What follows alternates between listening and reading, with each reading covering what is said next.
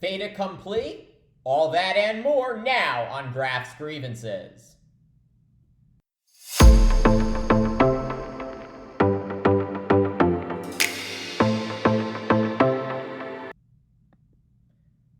We are now just 6 months away from the Republican Presidential Caucus in Iowa, the Republican Party in that state announcing the first presidential nominating contest will take place on January 15th, 2024. And with that date rapidly approaching, former President Donald Trump continues to dominate his opponents for the nomination. Trump leading his closest competitor, Florida Governor Ron DeSantis, by almost 30 points in the latest 538 polling average. All other candidates for the nomination failing to register more than 7%. So at first blush, it looks like Trump will undoubtedly be the Republican presidential nominee again. But is Trump's victory really a fait accompli? When analyzing the race from a historical perspective, Trump's stranglehold on the nomination appears far less certain.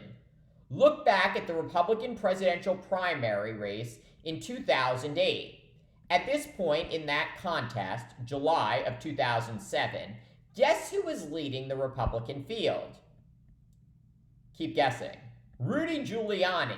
Yes, the former mayor of New York City, now known as a disgraced, crazed Trump acolyte who has had his law license suspended in New York for pushing election conspiracy theories.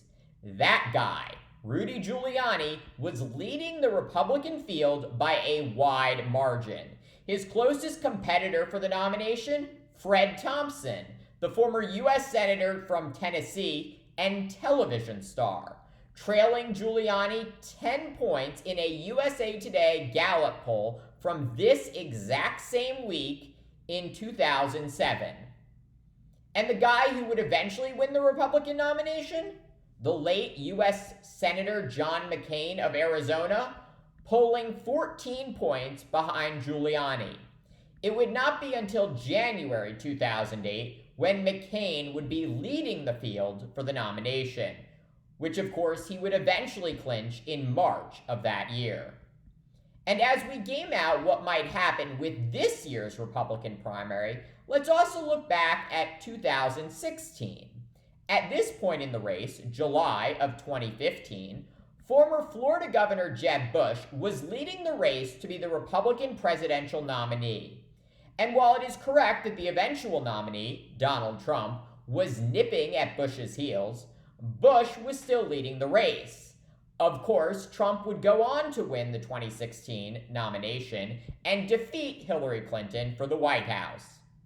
The bottom line, just because a candidate appears to be running away with the Republican nomination for president in the summer before an election year, where we are right now, that does not guarantee they will be the eventual nominee.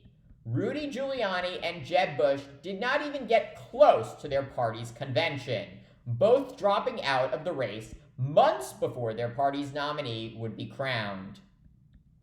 And while it appears very unlikely that any Republican currently in the race will be able to topple Trump, there is no telling what impact potential additional indictments against Trump may have. In addition, how will Republican primary voters react if Trump chooses to forgo any primary debates?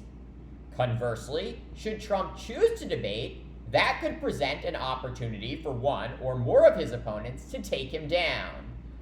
Plus, what impact might Trump losing the first-in-the-nation Iowa caucuses have on his perceived invincibility? While there is no indication this will happen yet, Trump did lose the Iowa caucuses in 2016 to U.S. Senator Ted Cruz. The litany of challenges Trump faces, combined with his total lack of self-control and historical precedent, make it extremely hard to say for certain if Trump will win the GOP presidential nomination, despite his tremendous lead over his opponents today. Thanks for watching Graph's Grievances. Let me know what you think, and please subscribe.